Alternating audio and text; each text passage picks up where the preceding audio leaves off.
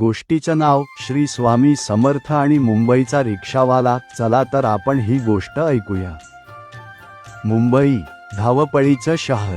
सकाळपासून रात्रीपर्यंत रिक्षा चालवणारा रामू रिक्षावाला रोज म्हणायचा, देव धर्म ठीक आहे, पण पोटासाठी मेहनतच खरी। एक दिवस पावसाळ्यात जोरदार पाऊस पडत होता। रस्त्यावर पाणी, ट्रॅफिक, प्रवासी मिळणं अवघडच। तेवढ्यात एक केशरी वस्त्रातील वृद्ध महाराज रस्त्याच्या कडेला उभे दिसले। रामू मनात म्हणाला, पैसे देणार की नाही कोण जाणे, तरीही रिक्षा थांबवली। महाराज शांतपणे बसले आणि म्हणाले, बाळा, कल्याणला चलशील का? रामू थोडा चिडला, महाराज, एवढ्या पावसात लांब भाडं? पण ठीक आहे। रस्त्यात पावसामुळे रिक्षा बंद पडली। रामू घाबरला, आजचं नुकसान पक्क। तेवढ्यात महाराज हसले आणि म्हणाले, घाबरू नकोस बाळा, नाम घे, श्री स्वामी समर्थ।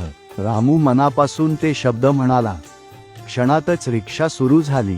रामू थरथर कापू लागला। कल्याणला पोचल्यावर रामूने भाडं मागायचं धाडस केलं नाही। महाराज फक्त एवढंच म्हणाले, प्रामाणिक मेहनत करणाऱ्याला मी कधी उपाशी ठेवत नाही। इतकं बोलून महाराज डोळ्याआड झाले। रामूच्या डोळ्यांतून अश्रू वाहू लागले। त्या दिवसापासून रामूच्या रिक्षेवर एकच वाक्य लिहिलं होतं, श्री स्वामी समर्थ, माझा खरा सहप्रवासी।